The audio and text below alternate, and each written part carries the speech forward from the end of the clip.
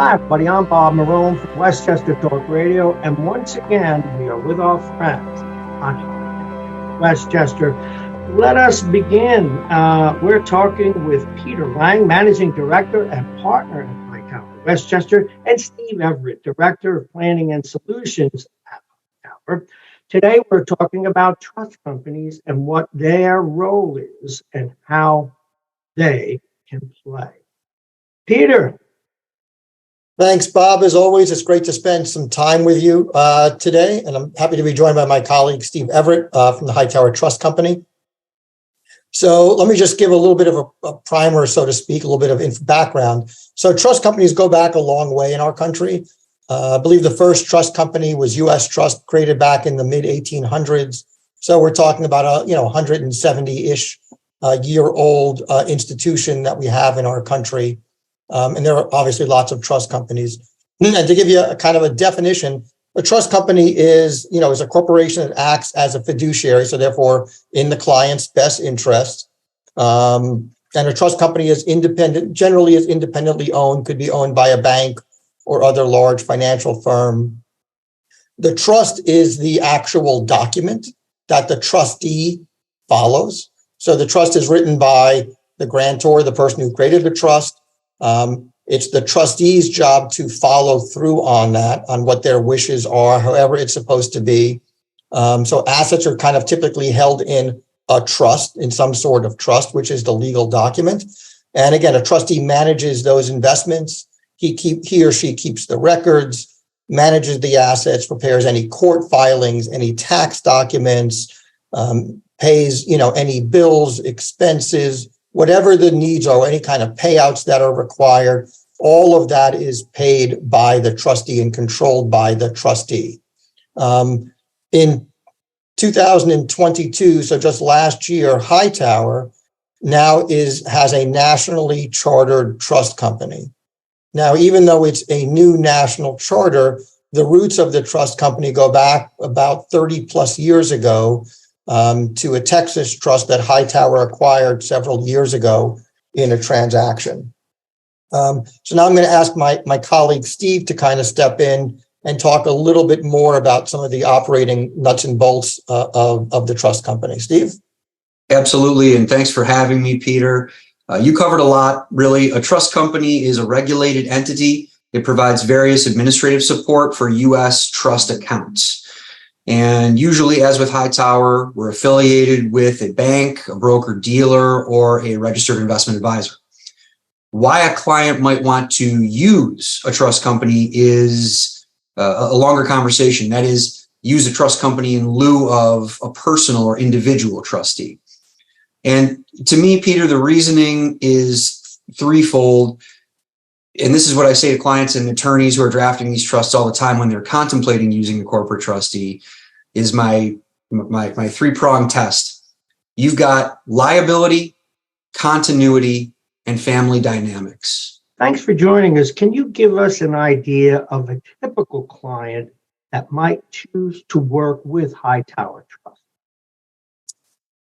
I can. Absolutely. There really isn't a one-size-fits-all type of client that makes sense for Hightower. We work with clients who have a wide variety of needs. The obvious example is any family with a federally taxable estate. Trust planning is essential for these folks. Remember, 2026 is looming, and we anticipate that the federal state tax exemption amount will drop significantly in 2026 when those laws sunset.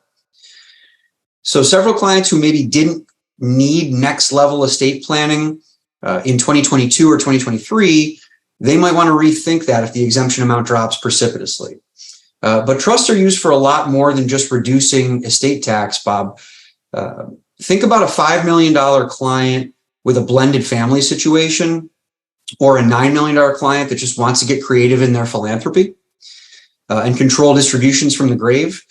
Having a corporate trustee eliminates the need to choose one child over another or plan for a lengthy chain of succession in your trustees. And that goes back to what I was referencing earlier about continuity. Again, that three-pronged test where you've got liability, continuity, and family dynamics.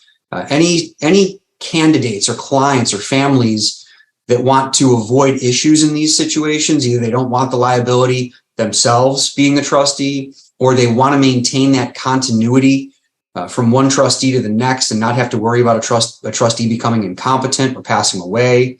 And then family dynamics. When you have blended families, when you have siblings that don't get along, who do you name as trustee? How do you pick one of those individuals to be the trustee over the other?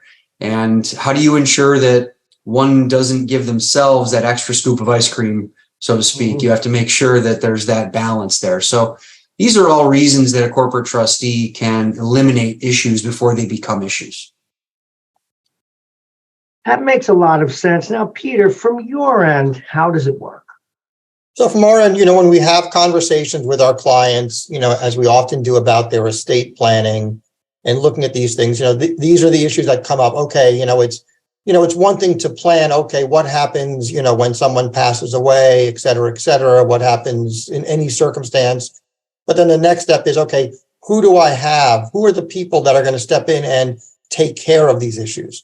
Who's going to take care of the wife, the kids, the family, the whatever that need is, whatever that's spelled out, right? So again, as Steve said, sometimes it's difficult to try to find a person to do it. And, who's to say that person, again, won't become unable, unwilling to handle the affairs. A trust company is an entity. There's always going to be someone at the trust company. So a trust company sometimes becomes a very natural evolution of who you would want to step in to handle, your long-term estate planning.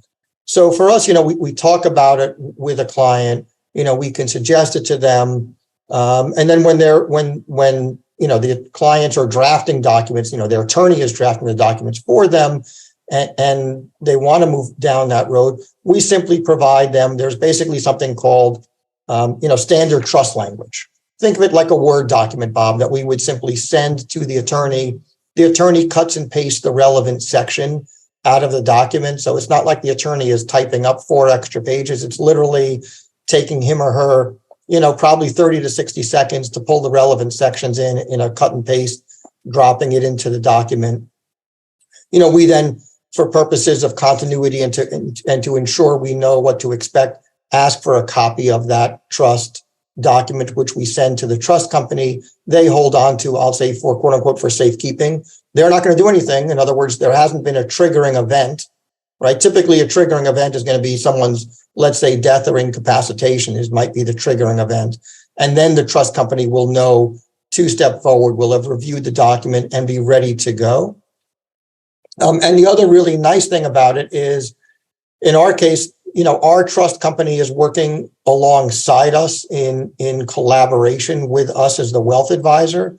So we stay very plugged in with our client, with their family, with whatever the entity is, and continue to manage the assets as we know that our clients would have wanted us to.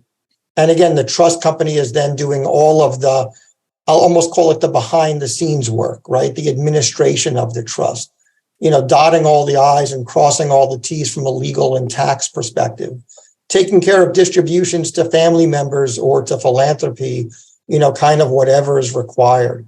So it really adds to, to my team, in essence, having the trust company as, in essence, a teammate for myself. Peter, I'd love to expand on that just for a moment.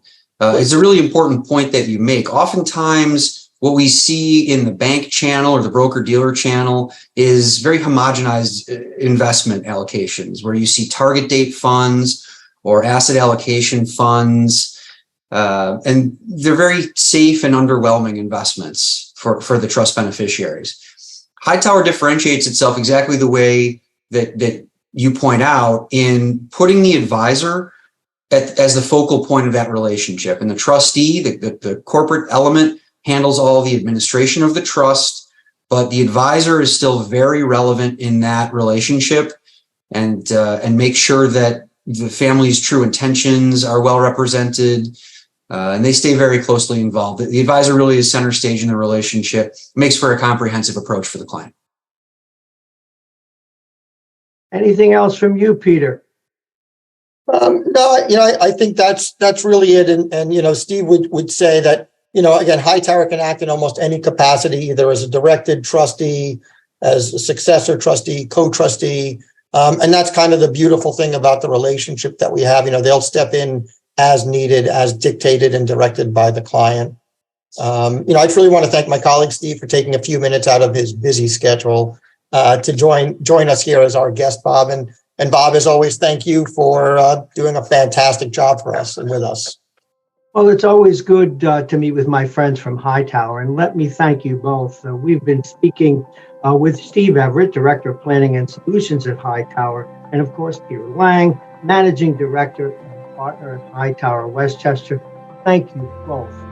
Hightower Westchester is a group of investment professionals registered with HighTower Securities, LLC, member FINRA and SIPC, and with HighTower Advisors, LLC, a registered investment advisor with the SEC. Securities are offered through HighTower Securities, LLC. Advisory services are offered through HighTower Advisors, LLC. This is not an offer to buy or sell securities. No investment process is free of risk, and there is no guarantee that the investment process or the investment opportunities referenced herein will be profitable. Past performance is not indicative of current or future performance and is not a guarantee. The investment opportunities referenced herein may not be suitable for all investors. All data and information referenced herein are from sources believed to be reliable. Any opinions, news, research, analyses, prices, or other information contained in this research is provided as a general market commentary. It does not constitute investment advice. Hightower Westchester and Hightower shall not in any way be liable for claims and make no expressed or implied representations or warranties as to the accuracy or completeness of the data and other information, or for statements or errors contained in or omissions from the obtained data and information referenced herein. The data and information are provided as of the date referenced. Such data and information are subject to change without notice. This podcast was created for informational purposes only. The opinions expressed are solely those of Hightower Westchester and do not represent those of HighTower Advisors, LLC, or any of its affiliates. HighTower Advisors do not provide tax or legal advice. This material was not intended or written to be used or presented to any entity as tax advice or tax information. Tax laws vary based on the client's individual circumstances and can change at any time without notice. Clients are urged to consult their tax or legal advisor before establishing a retirement plan.